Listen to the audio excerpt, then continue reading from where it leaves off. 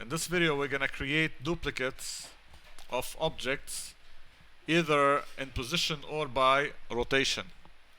In this case, by rotation. First of all, how do I get this form? To get this form, I'm going to go to, if I go to rectangle and create a rectangle, it will not have curvy sides. To get curvy sides, I'm going to click on rounded rectangle tool. So now I can create something, but at the same time, it has rounded corners, and I can change this roundness by playing with the keyboard up and down arrow before releasing the mouse. So the up arrow will increase the roundness, and the down arrow will reduce the roundness of the corner. Alright, the left arrow will remove all roundness altogether. Alright, and the right arrow will put maximum roundness. So all four of them are functional. The up is to increase. This is the up, I'm increasing gradually. The down is to decrease gradually. The left is to remove any roundness, and the right is to put maximum roundness. Alright, so these are the keyboard functions. So once I have something that I like, say something like this, I release. Of course, I can change the stroke thickness, say to 4. Alright, now how can I control the duplication?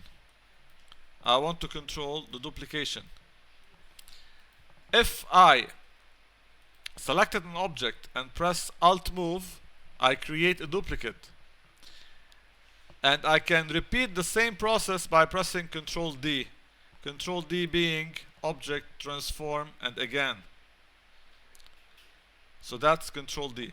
So if I selected an object and I pressed Alt Move and moved it and rotated, now every time I press Control D, I'd be repeating the process. But why did it not create a new object? You have to pay attention. If I press Alt Move, it means that my last operation involved a copy because I pressed Alt. So any eventual Control D will also create a copy. If I pressed Alt Move and then rotated, it means that the last operation is just a rotation. It's not really a copy. So let's rotate like this. So every eventual Control D will repeat that rotation. So you should be careful, or you should understand how Control D works. It repeats the last operation.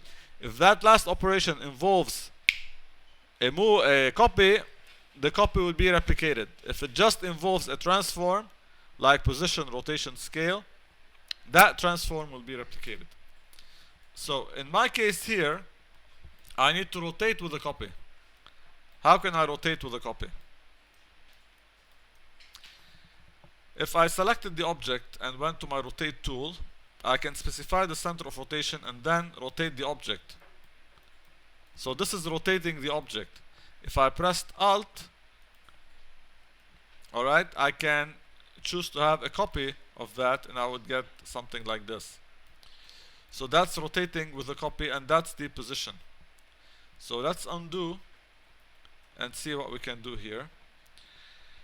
First, I need to specify the center of rotation. I'm going to press Ctrl R for the rulers and drag down a ruler from here. Smart guides would be a good thing here to make sure that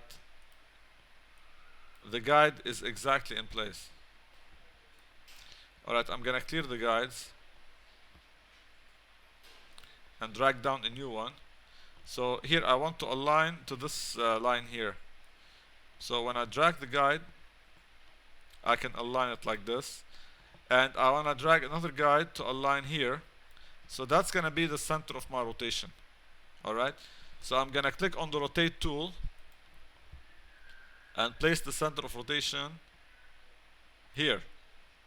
Alright, now if I rotate by pressing Alt, I need to rotate with a certain angle. Alright, then I can press Ctrl D and it works, but the angle is not really a good angle because I didn't get exactly 90 degrees. So I'm gonna undo.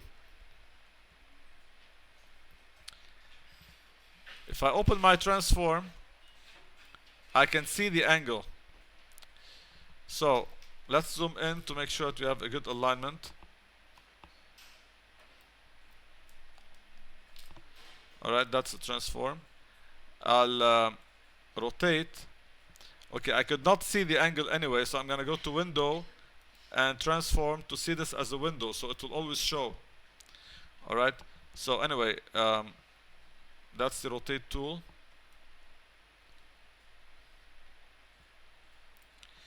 Okay, so it didn't give me really the angle. In Photoshop it does give you the angle when you rotate. Here it didn't give me the angle, but I can do it another way and still get the angle precisely. So I press Alt and click actually on the center. When I do that, I get to specify the angle myself. Alright, so let's say 15 degrees, and I'll choose copy, so I'll get a new copy which is rotated by 15 degrees. So now when I press Ctrl D, I will get exactly 90 degrees because I have 15 and 15 are 30, and then another 15, 45, 60, 75 and 90, which means that I have a precise placement.